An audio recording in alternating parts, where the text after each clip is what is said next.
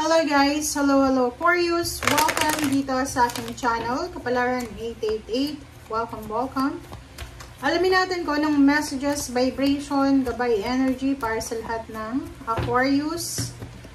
This is general reading, so I hope na makuha mo yung energy. Okay, number 21, family room and poverty. Aquarius. Comment down below if you resonated. Meron ditong Aquarius na matagal na siyang nagsasuffer. Like, financial sufferings to eh. Pero malapit nang matapos to. Kasi nasa 37 na. So, maybe isinilang ka talaga. Or lumabas ka dito sa mundong ibabaw na to na sobra-sobrang hirap sa buhay. Okay? Financially, you suffered or you're still suffering. Pero, isang pagkakataon, ang posibleng pumasok ngayong linggong ito, na pwedeng magpabago sa takbo ng buhay mo. It's either manalo ka sa loto, it's either ikaw ay magkaroon ng chance na makapaghanap or makatagpo ng trabaho na mataas yung sweldo, pwede ka nang makapag-ipon ng pera para sa pagpaparenovate ng bahay, or para sa pagpapatayo ng bahay. So, nakikita natin dito, merong Aquarius na makakabangon siya sa kung ano man na pagsubok na merong siyang pinagdadaanan sa ngayon. Ano yung ibig sabihin niya, guys? Ibig sabihin niya, kung ikaw ay Aquarius na nag-suffer ka talaga eh, diba yung parang lumaki ka na nakatingin ka sa kapitbahay mo, yung kapitbahay mo, pag pumapasok sa eskwela, may mga bago, may television, diba? Parang ganun. So, yun yung kabataan mo eh. But now, sinasabi ng barahan na may pagkakataon, may pagkakataon ka na, may chance ka na para baguhin yung nakaugalian mo, or yung family dynamic ba yun? Parang ganun. So, sinasabi ng baraha sa'yo dito, may pagkakataon ka na, Aquarius, para mabago yung takbo ng buhay mo. Like, kung may anak ka ngayon, masasabi mo na lahat ng pinagdaanan mo sa past, ng childhood mo, ay ayaw mo ng pagdaanan niya. Parang ganun.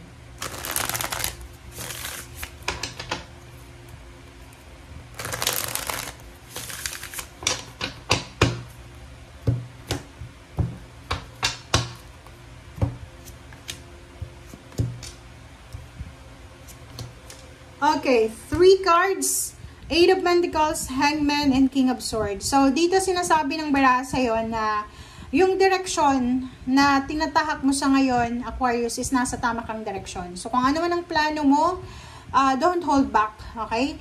Like, halimbawa, gusto mong bumalik sa dating company na pinagtatrabahuan mo. Go! Gusto mong balikan yung negosyo mo dati. Nagdenegosyo ka ba? May binebenta ka ba? Go! Diba? So, sinasabi ng baraha dito na huwag mong sasayangin yung panahon, yung pagkakataon, Aquarius. Kasi lalo kung medyo bata ka pa, nasa below 30 years old ka, huwag mong sasayangin. Kasi nasa peak ka ng peak age ka, season sa buhay mo, na sobrang motivated ka pa. Okay. Mag-iingat ka lang if you are married or if you are living with someone else. Yung live-in partner, mag-boyfriend, girlfriend, possible na meron kayong pag-awayan, possible na meron na rason kung bakit hindi kayo magkasundo. But sinasabi dito na 7 of Wands, kailangan mong protectionan siya. Protectionan mo yung relationship na trinabaho mo. Isipin mo, ang tagal mong, halimbawa, ilang taon na kayo? 3 years. Or 4 years. 4 years together, diba? 5 years, parang ganon. So, sinasabi ng baraha sa'yo dito, huwag mong sasayangin yun. Okay? Ipaglaban mo ang relationship mo, ang pagmamahal mo. Okay. Queen of Pentacles, King of Cups, and 5 of Swords. So, nakikita ko sa'yo dito, meron dito ang Aquarius na hindi niya alam kung anong gagawin niya. Hindi niya alam kung ano ba yung uunahin niya. Relationship ba? Family? Or trabaho? Or pera? Parang you're in 5 of Swords na parang sinasabi mo dito, may kailangan akong alisin kasi hindi ko kaya eh, 'di ba? Like for example, Kung gusto mong mabuntis, kailangan mo mag-quit sa trabaho. Lalo kung babae ka na medyo may edad ka na, palagi kang nami-miscarriage, you need to take rest. So, prioritize your health, your emotion. Pero kung ikaw naman ay isang Aquarius na marami ka ng anak, marami kang problema sa buhay, you need to sacrifice your emotion, your family. So, you need to go outside the country or try to be an OFW para hanapin yung financial. 'Di ba? Financial success. So parang ang situation mo sa linggong ito ay hindi mo alam kung anong gagawin mo. Nasa crossroad ka, nasa dalawang nag-uumpugang bato na parang iniisip mo, ano ba yung tama kong gawin? Okay, hindi ba pwedeng dalawa na pagsabayin, money and relationship? Minsan may ganun minsan may mga swerte, sobrang swerte na tao na mayaman na, healthy pa, masaya pa yung pamilya. Pero may iba naman na talagang pinanganak lang talaga na masaya lang sa relationship, sa pamilya, pero walang pera. May iba din na sobrang yaman, pero sobrang lungkot ng emotion. So, ganun talaga. Walang perfect na buhay dito sa mundong ibabaw. Okay.